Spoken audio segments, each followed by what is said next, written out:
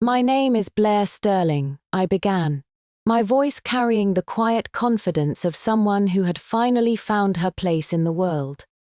But that wasn't always my name.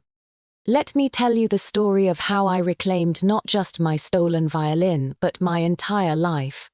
I was staring at that outrageous receipt when I called 911 without a second thought. My parents and sister had sold my violin worth $150,000 for a mere $5,000 while I was away from home, claiming they needed to support my sister's business venture. When the Chicago police officers walked through the front door, my sister Natasha's face turned ashen white, and she could barely stand on her own feet. Yet she still had the audacity to point at me and scream, "It is just an old violin. How could you do this?" I smiled coldly.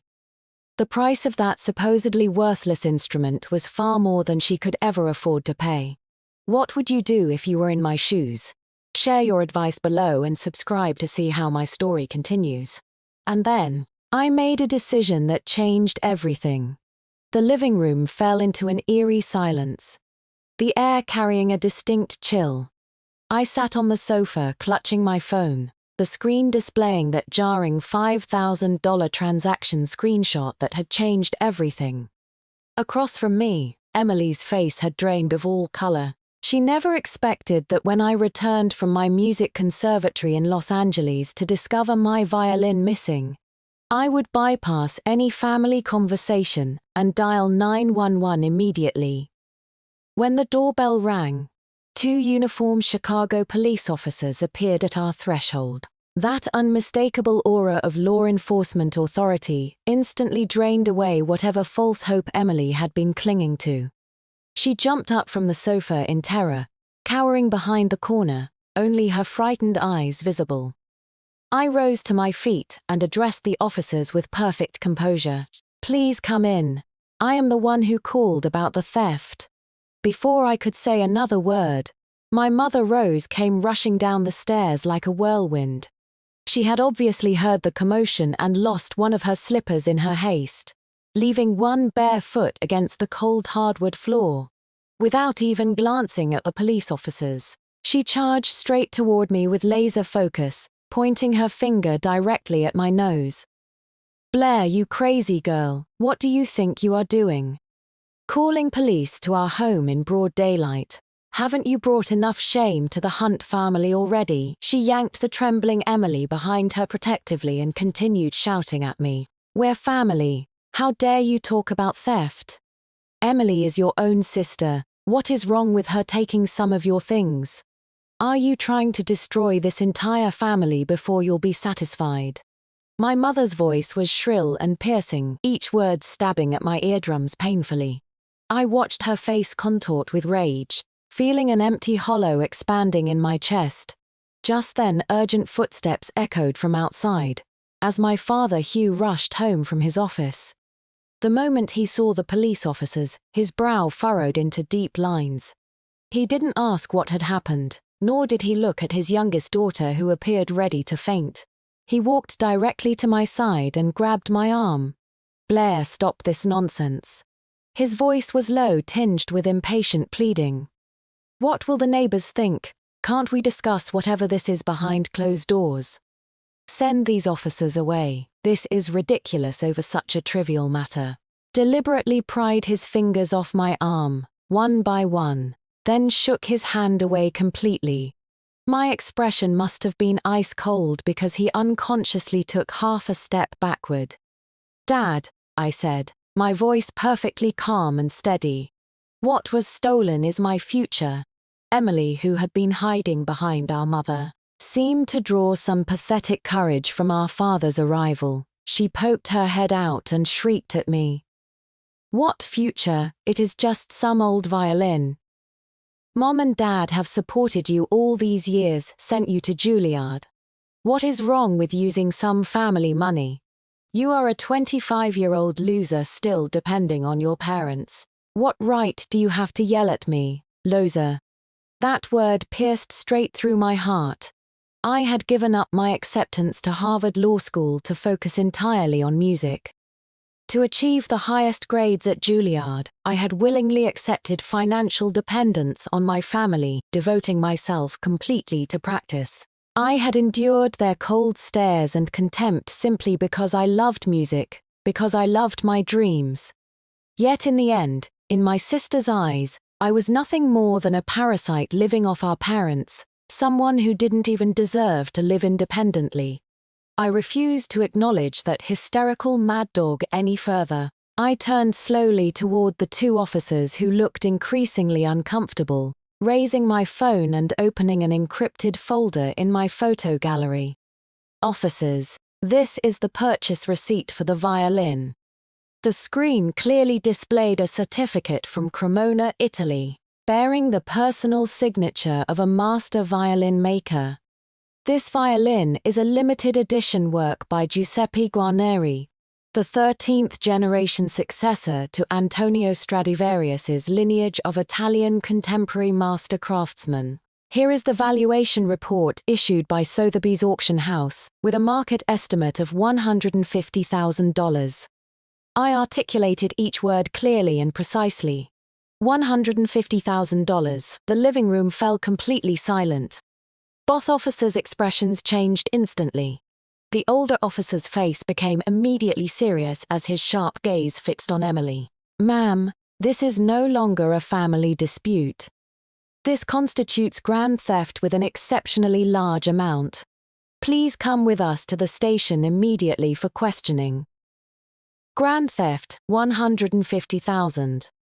My mother and father spoke almost simultaneously in stunned whispers, their faces draining of color until they looked even paler than Emily moments before. They seemed to be hearing this figure for the first time, completely unable to comprehend what it meant. I watched their faces, each one displaying shock and terror, feeling nothing inside. No, that wasn't quite accurate. I wasn't completely numb. My heart felt like a frozen wasteland where not even a spark of pity could ignite. What tormented me was my parents' unwillingness to distinguish right from wrong. Their automatic assumption that they could smooth everything over. They loomed over me like two mountains, suffocating me, completely destroying my faith in family bonds. What liberated me was that I hadn't cried or argued or thrown a tantrum. I had used law and facts to present that $150,000 evidence like a trump card.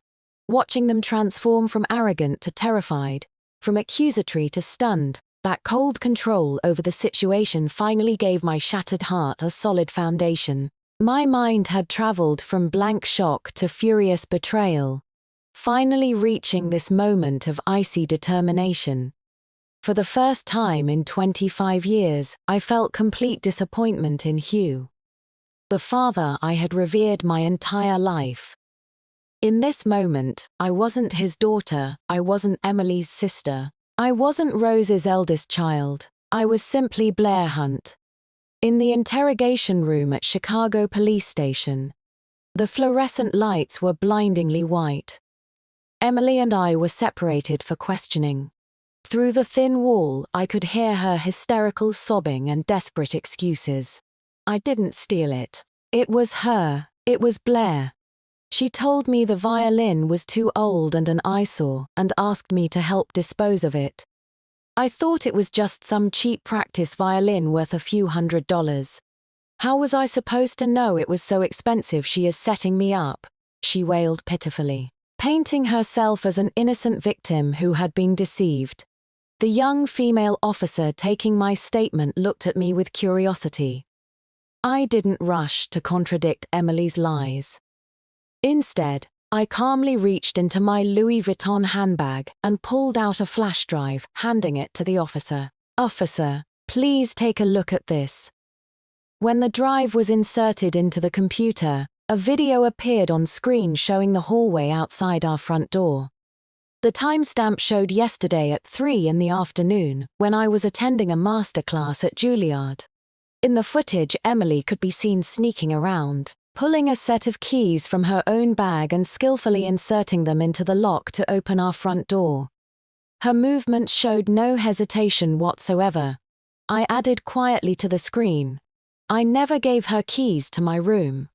The officer's gaze immediately sharpened as she paused the video and looked toward the adjacent interrogation room, where Emily's crying continued with the same recycled lies.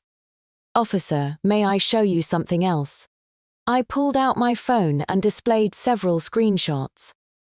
These are data I recovered from her phone's cloud storage using certain technical methods. I handed over my phone. The screen showed a long string of alarming red debt collection messages. "Payday loan reminds you that your loan is 3 days overdue.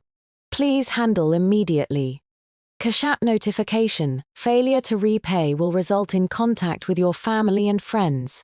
Dear Miss Emily Hunt, you have borrowed a total of $50,000 from our company, due to serious default. We will initiate legal proceedings." Each message completely destroyed Emily's fabricated story. She owes $50,000 in online loans, with compound interest she can no longer repay. I delivered the final blow. This is her true motive for the theft. The door to the adjacent interrogation room opened as an officer walked in with my phone.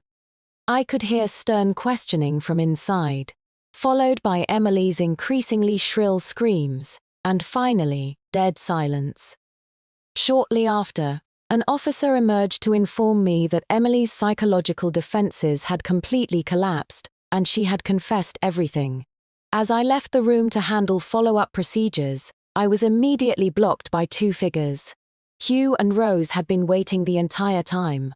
Hugh grabbed my arm, his eyes bloodshot as he pulled me into a corner of the hallway, lowering his voice to almost a plea.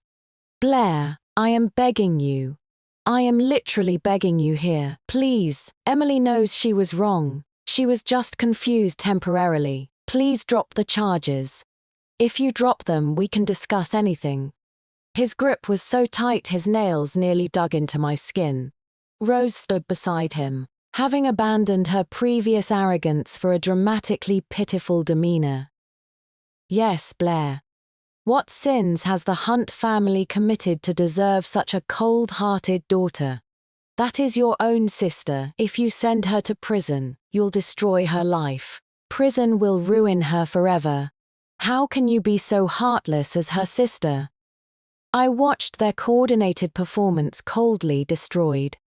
When Emily destroyed my musical dreams, why didn't she think about that word? Seeing my lack of response, Hugh's expression grew uglier, apparently making a final decision to play what he considered his last card. "Blair, even if you won't think of us, consider your own future." His voice carried clear threats.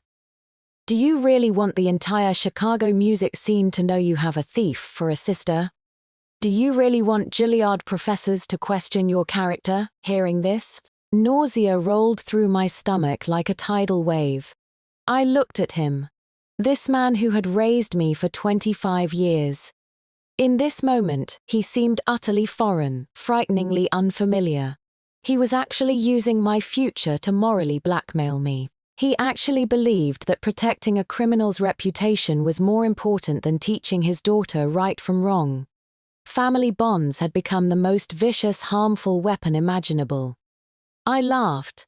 The sound must have been soft, but in the empty corridor it rang out with particular clarity. I told him with crystal clear pronunciation, each word deliberate. What I should really understand is that wrong actions require consequences.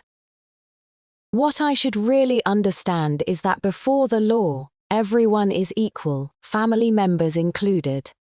What I should really understand is that I will spare no effort to defend justice and principle for myself. This is what a mature adult should truly stand for. Every word I spoke made his face turn completely white. He stared at me in shock, his lips moving but unable to form any words. In his eyes, I must have appeared terrifyingly calm and logically ruthless. This intellectual dominance felt incredibly satisfying. From disgust at his words to complete disappointment in this moment, my resolve had only grown more unshakable. I stopped looking at him and walked toward the station's main entrance. each step crushing the debris of 25 years of family bonds. Behind me, Rose's wailing grew more piercing, mixed with Hugh's despairing shouts. "Blair, stop right there." I never looked back. Based on Emily's confession, police quickly located the second-hand instrument shop where the violin had been sold. Called Melody Corner, it was located on a rundown old street in Chicago's South Side. I accompanied 2 officers to the shop. The owner was a bald man with a menacing black snake tattoo coiled around his neck, intricate sleeve tattoos extending from his short sleeves. He was clearly no ordinary citizen. Seeing the police didn't make him nervous in the slightest. Instead, he lounged lazily against the counter with an unlit cigarette dangling from his mouth. When officers asked about the violin, he barely bothered to lift an eyelid. "Oh yeah, I remember now, some little girl came to sell a fiddle." He spit out his cigarette and shrugged with obvious arrogance. "Just some beat-up practice violin with a cracked face. I felt sorry for her and gave her $5,000. As he spoke, he rummaged through a drawer and slapped a wrinkled receipt onto the counter. It was a forged purchase record with sloppy handwriting stating practice violin, $5,000, and the buyer information filled with a fake name, Joan Doe, and a disconnected phone number. "Officers, you can see it is all in black and white." He maintained his strictly business facade. "I turned around and sold that fiddle to some tourist from out of state the same day. Long gone by now. You can't come in here accusing an honest businessman just because some little girl is telling tall tales." Police searched the shop but found nothing. The trail went cold abruptly. The owner watched our unsuccessful departure with a satisfied, challenging smile. When news reached the Hunt household, Rose immediately began gloating at home. I didn't need to hear it directly to imagine her petty victory celebration. When Hugh called me, Rose's voice was perfectly audible in the background, just loud enough for me to hear clearly. "I told you so. What was the point of all that trouble? They can't even find the violin." Insisting on going after Emily like that, what a jinx, what a family destroyer. Hugh on the other end remained silent for several seconds, then spoke in a voice heavy with exhaustion. "You heard that. The violin can't be recovered now. How about we just let this go? Our family will compensate you financially. Emily can write you an IOU and pay in installments. Do you think? Would that work? Sometimes you have to know when to show mercy. Let's just turn the page on this." My mind clearly replayed the instrument shop owner's face. Exactly when he said "turned around and sold," his eyes flicked quickly toward the lower left.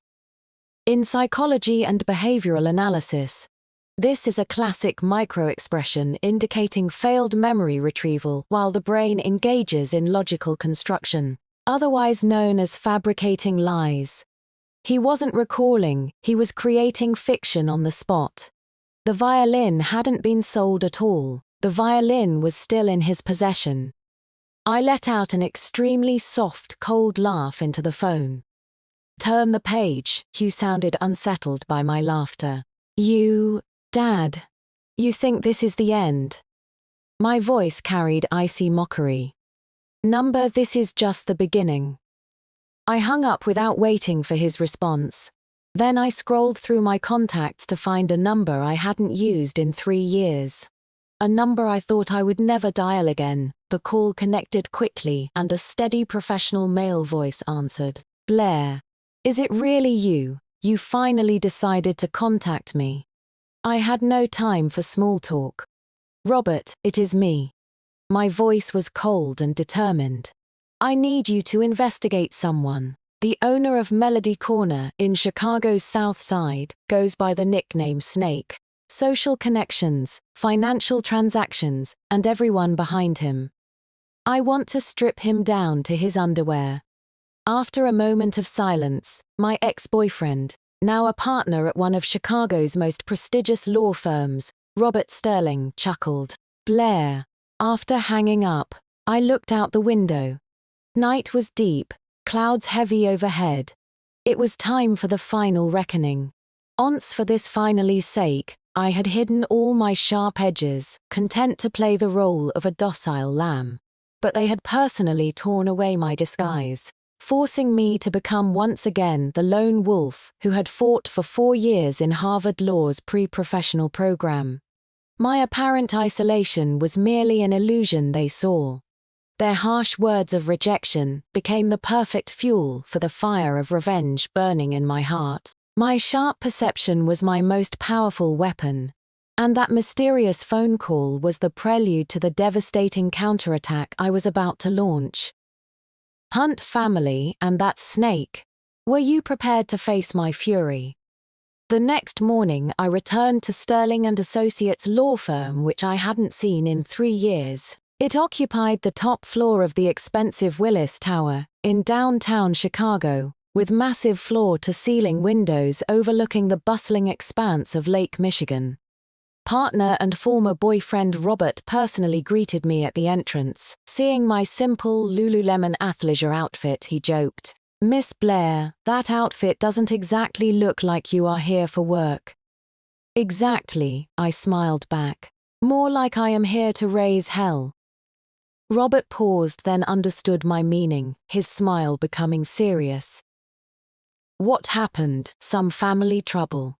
I kept it brief. "I need you to assemble your best team. I have a lawsuit to file. Civil litigation. I am suing my sister for theft and embezzlement." Robert's brow furrowed. "Family, former family," I corrected him, without further explanation. I walked into the office he had kept immaculate for me for 3 years. Everything remained exactly as I had left it, spotless. I sat in that familiar leather chair, opened my computer, and my fingers flew across the keyboard. Something within me was awakening. That familiarity with legal codes, that control over logical chains, that exhilaration of cornering opponents, flowed through my body like lifeblood once again. I personally drafted the complaint. The litigation demands were simple and brutal. First, order defendant Emily Hunt to return the violin, or if return is impossible, compensate at market value of $150,000. Second, order defendant to pay plaintiff $50,000 in emotional distress damages. Third, all litigation costs to be borne by defendant. When the complaint was printed, I signed my name, Blair Hunt. Not using the identity of eldest daughter of the Hunt family. That day, Sterling & Associates' top litigation team took on what appeared to be a simple family property dispute case. Everyone thought it was using a sledgehammer to crack a nut. Only I knew that this hammer wouldn't just crack nuts. It would make a statement. 3 days later, the court summons arrived at the Hunt house via certified Federal Express. I timed my text message to Hugh perfectly. "Go home and collect your package." According to reports, Rose opened that express delivery at the dining table. When she saw court summons in bold letters along with defendant Emily Hunt, and that long string of zeros in the damages claim, her eyes rolled back and she fainted on the spot. The household immediately erupted in chaos. Pandemonium reigned supreme. Hugh's call came through almost instantly. The moment he answered, his barely controlled voice was on the edge of total collapse. "Blair, you've lost your mind. You've completely lost your mind. That is your mother. She has high blood pressure. If something happens to her because of your actions, can you live with that responsibility? And Emily, $200,000. Do you have to destroy our entire family before you'll be satisfied?" I listened quietly. When he finished shouting, I responded in an extremely calm, emotionless tone. "Dad, when she stole my $150,000 violin to fill her $50,000 debt hole, why didn't you say she had lost her mind? When Mom pointed at my nose and called me a loser, why didn't you worry about whether that might do something to me? When your family ganged up to trample my dignity underfoot, why didn't you remember that we were supposed to be family?" Hugh was completely silenced by my rapid-fire questions. Only his heavy breathing could be heard through the phone. After a long pause, his tone softened to that pleading voice I most despised. "Sweetheart, we are family after all. You can't treat family this way. It is my fault. I apologize. Please withdraw the lawsuit. Okay, this family can't fall apart, family." I laughed. "From the moment you chose Emily's side and used my future to threaten me, this family was already broken." I interrupted him, pulling another document from my prepared folder. I spoke clearly and deliberately into the phone. "I have another gift prepared for you. My lawyer will deliver it tomorrow. It is a declaration of severed family ties. Dad, sign it. From now on, I, Blair Hunt, have no relationship with the Hunt family. Property inheritance and future care obligations, I accept none of it." Complete silence fell on the other end, deathly quiet. I could imagine his expression in that moment, from anger to shock to complete disbelief. Severed ties. His trembling voice came through the receiver. "Over a violin." Just over some old violin. I walked to the window, looking down at the traffic below. My eyes held no love, no hatred, only desolate emptiness. Not for a violin. For myself. Starting today, my name is Blair Hunt. I am no longer the Hunt family daughter who needs to read your faces and live by your approval. I am not asking for your permission. I am informing you." With that, I hung up and blocked all contact methods for him and Rose. The world instantly became peaceful. The father-daughter bond was completely severed through his repeated shouting and incomprehension. His family's behavior was the final straw that broke the camel's back. And I would no longer endure it silently. The direct presentation of the severance declaration and massive damages claim was my battle cry. Switching from obedient daughter back to ace attorney. In this moment, I finally showed my true hand completely. That sensation of breaking free from shackles filled me with unprecedented relief and liberation. I, Blair Hunt, was back. I moved out of that suffocating house and into a luxury apartment in Chicago's North Side. Property I had purchased with scholarship money and internship income from my Harvard Law pre-professional program. News of the severance and lawsuit exploded like a bombshell through the Hunt family's extended circle. I was added to one family group chat after another, only to be cursed with the most vicious language before being kicked out. Ungrateful, white-eyed wolf, Hugh must have been blind to raise such a venomous snake. Got a little education and thinks she is hot stuff, heart more poisonous than a viper. Should have thrown her out with nothing, let her learn what she is worth without family. I scrolled through those disgusting messages with complete composure, methodically cleaning up my social media contact lists. Hugh refused to sign the severance declaration. He called and texted me frantically, but all messages disappeared into the void. Unable to find me, he somehow discovered my law firm's address. That afternoon, after finishing a video conference for an international merger case, I was heading downstairs to meet a client when Hugh appeared standing by the flower bed outside our building. He looked much more haggard, unshaven with sunken eyes, his wrinkled shirt suggesting he had been waiting there for quite some time. In his imagination, I should have been lonely and desperate, driven to such extreme measures to get his attention. Instead, he witnessed something entirely different. I wore a perfectly tailored black Armani haute couture with 7-inch Jimmy Choo heels, my hair styled in an elegant chignon. Behind me crowded a group of equally well-dressed elite attorneys, respectfully updating me on their work while carrying documents. "Partner Blair, opposing counsel wants to schedule a settlement discussion with you next week at the Four Seasons." "Attorney Blair, here are the Lexis research materials you requested. We worked through the night to compile them." The massive brass sign at our firm's entrance gleamed with gold letters spelling Sterling and Associates in the sunlight. The receptionist saw me emerge and immediately approached with a smile. Partner Blair, your Tesla is ready and waiting at the entrance. Hugh was completely stunned. Like a statue, he stood there staring at me, his eyes full of confusion and bewilderment. His image of Blair had always been someone wearing loose Gap t-shirts and Levi's jeans, fresh-faced, obediently practicing violin at home. His Blair's social circle was limited to Juilliard and family, with her biggest worry being insufficient practice time. He never knew his daughter had this other side. Commanding presence, confident stride, surrounded by deferential colleagues calling her partner. My assistant, an efficient young woman, stepped forward to politely but distantly block his path. Sir, do you have an appointment? Attorney Blair is about to meet with a very important client and unfortunately has no available time. I walked past him without acknowledgement. For that instant, I could even smell the mixture of coffee and despair clinging to him.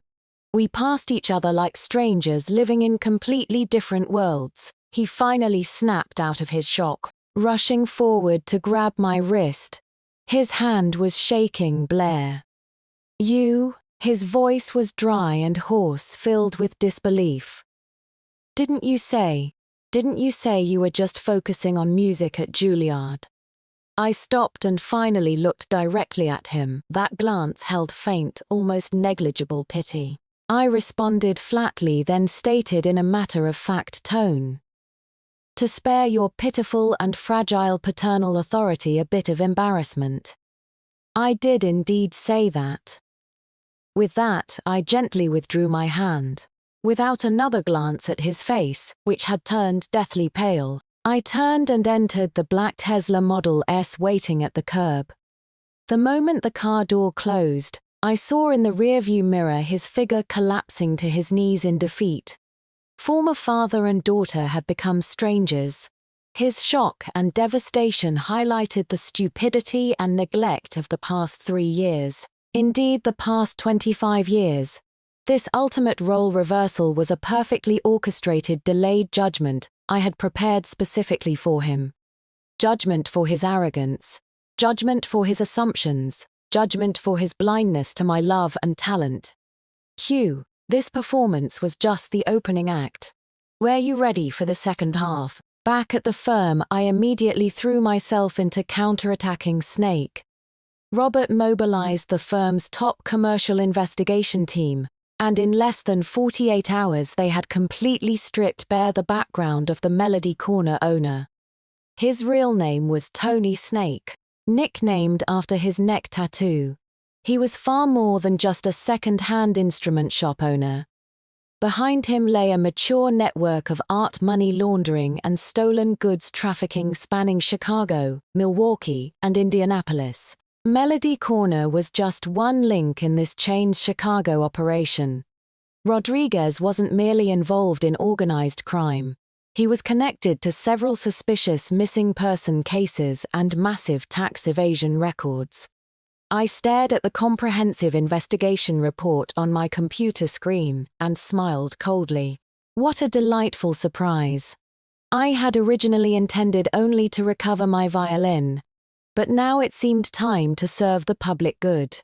I didn't immediately turn over evidence that could put Rodriguez away for life to the FBI. That would be too merciful. I wanted him to first experience what it meant to be trapped in his own web, to feel completely overwhelmed. My team anonymously submitted reports to the Illinois Department of Revenue and the ATF regarding Melody Corner's suspected massive tax evasion and unlicensed possession of controlled weapons. The reports included detailed financial records from his hidden accounts. The next day, a multi-agency joint inspection team descended en masse on that decrepit old street. Melody Corner was sealed and ordered to cease operations immediately. Rodriguez was taken for questioning by tax authorities and ATF, spending an entire day and night in custody before being released. Completely frazzled, he had no mental energy to consider whether someone might be orchestrating his troubles. Just as he thought his bad luck was merely being caught in a government crackdown, the second gift arrived. My lawyer filed a motion to add an additional defendant with Cook County Court. I was suing Rodriguez alongside Emily for malicious conspiracy and embezzlement of substantial personal property. When Rodriguez received the court summons, he reportedly kicked over his cheap coffee table on the spot. He had assumed I was just an ordinary college student abandoned by family, trying to extort money through legal channels. He hadn't taken me seriously at all. That evening, I received a call from an unknown number. A crude, threatening voice belonged to Rodriguez. "You stupid bitch. You got a death wish or something. I am telling you, don't push it. Drop that lawsuit immediately. Or you might just get hit by a car walking down the street." I listened quietly, even pressing the record button while he spoke. When he finished, I responded in a voice even colder and more emotionless than his. Nicknamed Snake, 47 years old, born in Chicago, with 2 prior felony convictions for aggravated assault. Under Section 720 of the Illinois Criminal Code, threatening and intimidating others with serious circumstances constitutes criminal threats, punishable by up to 5 years imprisonment. Every word you just spoke has been recorded. This recording will serve as evidence for additional charges against you in court. Furthermore, based on your threats against my person, I have applied for a restraining order for personal safety protection. From this moment forward, any unidentified vehicles or individuals approaching within 100 meters of me will trigger an alert. Rodriguez, welcome to my playing field. Dead silence fell on the other end. I could hear his heavy breathing filled with shock and fear. He had probably never encountered an opponent like me in his entire life. I didn't give him time to react and hung up directly. Then I packaged this fresh recording of threats, along with all criminal evidence Robert's team had compiled on Rodriguez, into an encrypted file, officially sending it to the Chicago Police Department's Detective Division captain. At the end of the email, I included one line: "Captain, based on my analysis, the most likely location where stolen goods are hidden is within the wall cavity inside the shop, specifically behind the fake painting titled, 'Jazz Legends Behind the Cash Register.'" Police sirens once again pierced through Chicago's South Side Old Street. This time, it was heavily armed SWAT officers. They used battering rams to break down Melody Corner's front door. Following my precise intelligence, police pried open the perfectly camouflaged wall. Behind the wall lay a deep hidden compartment. Inside the compartment, rows of expensive, illegally obtained rare instruments lay quietly waiting.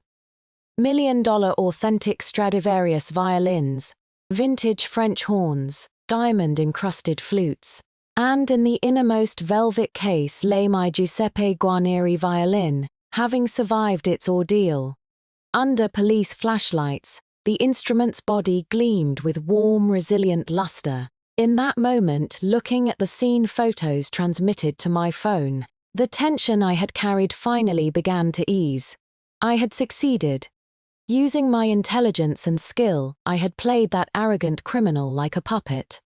I had not only recovered my violin, but also dismantled a criminal organization that had operated for years. This strategic victory was far more satisfying than any direct confrontation. Snake, your game was over.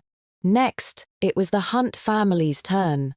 The violin was found, but the case's nature had completely escalated. Police discovered in Rodriguez's stolen goods records that Emily's name appeared more than once. Emily had been collaborating with Rodriguez for some time. She used her access to Hunt family relatives' homes to steal more than just one item for Rodriguez's Melody Corner operation. From Rose's Tiffany jewelry to Uncle's collectible Rolex watches. This violin theft was her biggest score yet. She was no longer simply guilty of theft, but deeply involved as a participant in a larger organized criminal operation. Emily and Rodriguez's cases were consolidated. The trial date was quickly set. This news was the final straw that completely broke the Hunt family's psychological defenses. They finally realized this wouldn't end with financial compensation. Emily might actually go to prison. The night before trial, my apartment doorbell rang. Looking through the peephole, my heart involuntarily sank. Outside stood a crowd of people blocking my apartment entrance completely. Hugh, Rose, accompanied by Hunt family aunts, uncles, and cousins. More than a dozen people creating an impenetrable wall. Each face displayed tragic, martyr-like determination. I knew they had come for their final desperate act. Taking a deep breath, I opened the door. The moment the door opened, Rose led the charge by dropping straight to her knees before me. Her withered hands clawed at my doorframe as tears streamed down her face. "Blair, I am kowtowing to you. I am kowtowing to you, the most heartless daughter under heaven. Please spare Emily. She is your sister. Have pity on this old woman. I'll be your slave in the next life. Please show mercy." As she cried out, she actually began banging her head against the cold, hard marble floor. Bang, bang, bang. The sound was dull and heart-stopping. The relatives behind her collapsed to their knees in waves. Suddenly, my apartment entrance became the stage for an absurd and pitiful mass kneeling spectacle. They used the most extreme method to subject me to their final, most shameless moral blackmail. Neighbors heard the commotion and peeked out their doors, pointing and whispering in our direction. I had become the center of this farce, a vicious daughter condemned by all. I watched those faces coldly, some crying, some angry, some numb. I felt nothing inside. Now it is no longer a question of whether I'll spare her. It is whether the law will spare her. From the back of the crowd, a haggard figure slowly emerged. Hugh. In just a few days he seemed to have aged 10 years. His hair was disheveled, eyes sunken, his once straight spine now hunched. He approached me, his bloodshot eyes filled with desperation. "Blair." His voice was so hoarse it sounded sandpapered. I signed it. From his pocket, he pulled out a neatly folded document. It was the family severance declaration my lawyer had delivered. On the final page's signature line, Hugh Hunt, was written crookedly but deeply, the pen pressure showing through the paper. I signed it, Blair. He extended the document toward me like surrendering his final defeat. "I don't want your support, the house, car, savings. I'll give you nothing. I only ask, please drop the charges. Spare Emily, spare our family. Please show mercy." He thought this was the most sincere offer he could make. He thought I had schemed so elaborately to escape family obligations and leave them with nothing. He still understood nothing about me. I accepted the declaration and glanced at that glaring signature. Then, in front of everyone, I tore it to pieces. Paper fragments fell like belated snow, drifting from my fingers. Under their shocked, stunned, unbelieving stares, I spoke clearly and deliberately. "Too late. You think I care about these family obligations. I don't just want severance, I want the Hunt family to pay the appropriate price for your stupidity and greed. This declaration means nothing to me." I watched his face turn instantly pale and Rose's despairing eyes as she knelt on the ground, feeling nothing but endless sadness in my heart. I raised my hand, pointing toward the courthouse. "Want to negotiate? See you in court." With that, I slammed the door shut, sealing all the crying, cursing, and despair outside. The relatives' collective moral blackmail through kneeling and father's belated repentance couldn't shake me in the slightest. My public destruction of that severance declaration he tried to use for negotiation declared to them, and the world, my battle, my revenge, would not stop for anyone's compromise. This war Wine had to win completely and thoroughly. In Cook County Courthouse, solemnity reigned. I wore a crisp black attorney's robe, standing at the plaintiff's table. I hadn't hired another lawyer. I would represent myself. This was my war. At the defendant's table, Emily and Rodriguez sat side by side in orange prison uniforms. Emily was ashen-faced, her head buried deeply from opening to now, not daring to look at me once. Rodriguez maintained his defiant attitude, eyes full of challenge and malice despite his handcuffs. The gallery was packed with Hunt family relatives. Hugh and Rose sat in the front row, their faces written with anxiety and unease.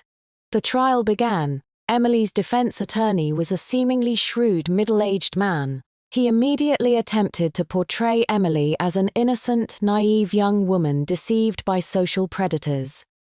My client, Miss Emily Hunt, has been unemployed and living at home for years, severely lacking social experience. She had no knowledge of so-called antique violin values, simply trying to help her sister dispose of an unused old item. She was completely deceived and exploited by the second defendant, Rodriguez. Rodriguez took advantage of her ignorance and naivety, fraudulently acquiring this priceless artwork at an extremely low price. My client is herself a victim. He spoke with great emotion, nearly shedding sympathetic tears for Emily's innocence. Hunt family members in the gallery nodded approvingly, as if they had found their backbone. I listened quietly. When he finished, I slowly stood and smiled coldly. Your Honor, I object to defense counsel's characterization of the defendant. I turned toward the jury and judge, my voice clear and powerful. I have several pieces of evidence I'd like the court to examine immediately. I handed a flash drive to the bailiff. Soon, the large screen in the center of the courtroom displayed the first piece of evidence. Emily's iPad browsing history from half a month before the incident, densely packed with search records. How to identify Italian antique violins, Stradivarius violins, second-hand prices, Giuseppe Garneri. Works auction trends. How to secretly sell valuable family items. Each search record struck the defense attorney's face like a heavy hammer.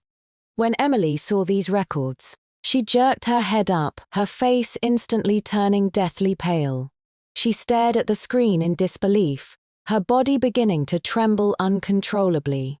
Suppressed murmurs arose from the gallery. I didn't stop. Your Honor, please examine the second piece of evidence. The screen switched this time. Text message conversations recovered from Rodriguez's phone between him and Emily. The timestamp showed 1 week before the incident. Emily's avatar was a cute cartoon cat. She messaged, Snake, I looked at my sister's violin, seems pretty valuable, sent you photos. Looks good, quality piece. Can you get it? Emily, bit difficult. She watches it closely. But she has a master class next Wednesday afternoon. Nobody home. Fast forwarding to the day of the incident. Emily, Snake, got the item. How do I get it to you? Rodriguez, standard deal. 5,000 upfront. After this batch moves we split 70-30, you 30 me 70. Emily, no way. This one's different. I checked, this violin's worth at least several $100,000. I need 40%. Otherwise I'll find my own buyer. Rodriguez, fine, princess, 40%. Just bring it over quickly. Stop wasting time. Ironclad evidence. The lie about an innocent girl being deceived was torn apart by these naked chat records. She not only knew the violin's value, she had even negotiated her cut with Rodriguez. The entire courtroom erupted. Emily's defense had turned liver-colored. He opened his mouth but couldn't refute a single word. Hunt family members in the gallery seemed collectively paralyzed, staring in shock. Their faces displayed astonishment, shame, and disbelief. They had always believed their daughter and sister was just immature and temporarily confused. They never imagined she was such a calculating, greedy, vicious criminal. I looked at the defendant's table where Emily had collapsed in her chair, covering her face and emitting desperate whimpering. I felt no pity. At this moment, I wasn't just judging her. I was judging their entire family's ridiculous and pathetic concept of family bonds. In this courtroom where evidence and logic reigned supreme, I had become a ruthless legal queen. Using irrefutable chains of evidence, I stripped away their lies and disguises layer by layer, exposing them to harsh daylight. This intellectual and professional domination felt incredibly satisfying.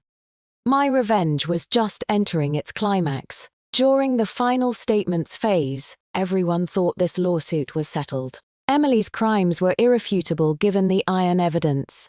But that wasn't enough. I wanted more than legal victory. I wanted to completely crush their family's last pathetic moral defenses. The judge looked at me, asking if I had supplementary statements. I slowly stood and walked to the center of the courtroom. Under the spotlight, I became the sole focus. I didn't look at the defendant's table or the gallery. My gaze fell on the violin displayed as evidence in the courtroom. Your Honor, members of the jury. My voice was calm yet carried power that could penetrate hearts. Today we're discussing a theft case. We've discussed its value $150,000. But what I want to say is that this violin means far more than $150,000. I paused, ensuring everyone's attention focused on me. Its previous owner was my mentor, internationally renowned violinist Professor Chen-Ming Xuan. When I spoke this name, some music-knowledgeable people in the gallery gasped softly. Last year, my mentor died of terminal cancer at Memorial Sloan Kettering Cancer Center in New York. 1 month before his death, I flew from Chicago to New York to see him one final time, in that sunlit hospital room. He placed in my hands this violin that had accompanied him throughout his life, resonating through Carnegie Hall, Lincoln Center, and Vienna's Golden Hall with countless magnificent melodies. My voice began trembling slightly, but my eyes remained resolute. He told me, Blair, your talent shouldn't be buried. Don't waste it. He told me, child, take my old friend to the stage of your dreams, fulfill the aspirations I couldn't complete. I pulled a photograph from the evidence bag, displaying it on the large screen through projection. In the photo, an elderly man with white hair and kind, gaunt features pressed his head against mine as we both held this violin. Sunlight streamed through the New York hospital window, casting golden light over us. The image was beautiful as an oil painting. Defendant Emily Hunt for her $50,000 debt for her ridiculous 40% cut. My voice suddenly rose, filled with suppressed fury. She didn't sell $150,000. She sold a deceased elder's final wish. She sold a student's treasured dream. She sold the promise I, as a devoted disciple, was determined to protect with everything I had. My eyes finally moistened, but I didn't let tears fall. I simply stood there quietly, letting everyone see the sadness and anger in my eyes. The gallery fell into deathly silence. I saw Hugh, the man who had kept his head down, finally look up. He stared at the photograph on the big screen, stared at me, his entire being seeming drained of soul. He covered his face, his broad shoulders beginning to shake violently and uncontrollably. He was crying. For the first time he knew this violin carried such a heavy story. Beside him, Rose was deathly pale, her lips trembling as she muttered, "What have we done? Dear God." In this moment, this immeasurable moral and emotional weight carried more destructive power than the cold figure of $150,000. Like an invisible mountain collapsing with thunderous force, it crushed the Hunt family's last ridiculous family bond position and self-righteous grievances into dust. Only now did they finally realize the unforgivable nature of their wrongdoing. And I had simply stated a fact in the calmest tone. A fact that would keep them living in guilt and regret for the rest of their lives. This was my final, most cruel judgment for them. The gavel struck heavily. After jury deliberation, this case is now publicly sentenced. The judge's solemn voice echoed through every corner of the courtroom. Defendant Anthony Rodriguez is guilty of grand theft. receiving stolen goods, organizing and leading a criminal enterprise, and criminal threats. For multiple offenses, he is sentenced to 12 years imprisonment and a fine of $100,000. Defendant Emily Hunt is guilty of grand theft with particularly serious circumstances. She is sentenced to 4 years imprisonment and a fine of $10,000.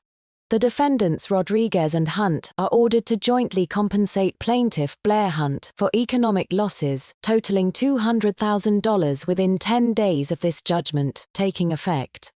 When Emily heard 4 years imprisonment, her tense body immediately went limp, her eyes rolled back and she fainted on the spot. Chaos erupted at the defendant's table. In the gallery, Rose let out an inhuman shriek, then collapsed sobbing until she convulsed, forcibly escorted out by 2 bailiffs. The entire Hunt family was destroyed.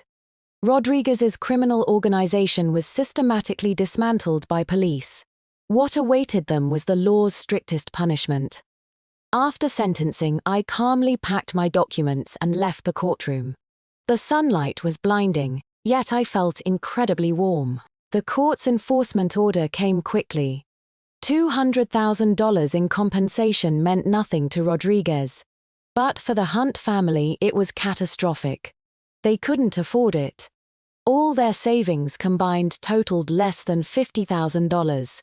To prevent Emily from carrying unpayable massive debt in prison, Toe scraped together money so she might suffer less inside.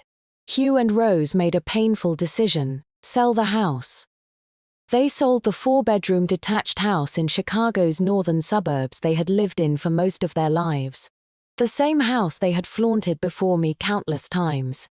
The house they had used to suppress me, to demonstrate their superiority. Finally sold at $50,000 below market value in their desperation.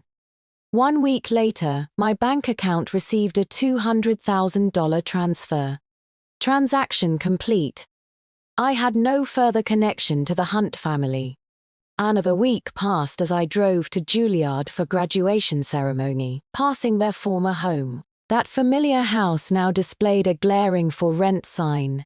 Moving trucks sat in the driveway. Workers were loading familiar furniture piece by piece. I saw Rose, the woman who had once acted so arrogantly before me, now sitting lost and dejected on the front steps. In just half a month she seemed to have aged 20 years, her hair mostly grey. She stared blankly as workers emptied her home bit by bit, her eyes hollow and lifeless. In that moment, I felt no satisfaction from revenge. Only calm relief. Evil people eventually face justice.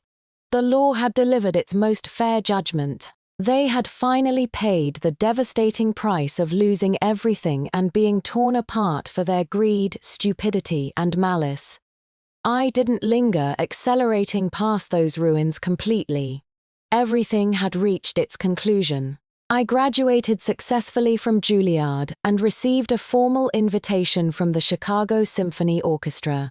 One snowy night, Hugh appeared outside my apartment building. He carried no umbrella, letting icy snowflakes cover him entirely in white. He stood under the streetlight like a fallen statue, looking up toward my apartment window. I didn't turn on lights, only watched him quietly through the glass. He saw me behind the curtain. Then, on that frozen, snowy night, this 58-year-old man's knees buckled, and he dropped straight down, looking up with snowflakes and tears mixing on his face, sliding down his haggard features. He called my name repeatedly with a hoarse voice. Blair, Blair. I was wrong, I was so wrong. I shouldn't have favored Emily, shouldn't have been so selfish. I ignored your feelings. Can we reconcile? Please let me be your father again. I swear, I'll listen to you about everything. I'll spend the rest of my life making it up to you. His crying was muffled by falling snow, sounding so helpless and pitiful. Too little, too late. Affection is cheaper than grass. I watched his humble figure in the snow, feeling nothing inside. Not unmoved, but like watching a stranger unrelated to me performing a tragic solo act. I took out my phone and sent him one final text message. Cold night, heavy snow, go home early, don't catch cold. After sending it, I drew the curtains, shutting out that world that no longer concerned me. The next day, my lawyer filed a formal identity change application with the court. From that day forward, I was no longer Blair Hunt. I was Blair Sterling. I took my mentor's surname as my new family name. This was my complete farewell to the past and fresh beginning for the future. At the Chicago Symphony Orchestra's spring concert, I stood under spotlights in Symphony Hall, holding my recovered violin. The audience was filled with music lovers from around the world. I took a deep breath, placed the violin on my shoulder, and closed my eyes. When the music began, I thought of my mentor that golden afternoon. His final words to me: "Go fulfill the aspirations I couldn't complete." I had finally gained complete control of my life. Family severance, clean and decisive. Father's repentance could no longer shake me whatsoever. What I demonstrated was a woman's unbreakable inner strength after achieving complete economic and spiritual independence. Goodbye, Hunt family. No, goodbye forever. I am Blair Sterling. I belong only to myself and my music. That is the story for today. Hope you enjoyed this incredible story. Share your thoughts in the comments below. I'd love to hear from you. Subscribe for more captivating stories like this. And don't forget to like and share this video. Thank you for being here. See you next time.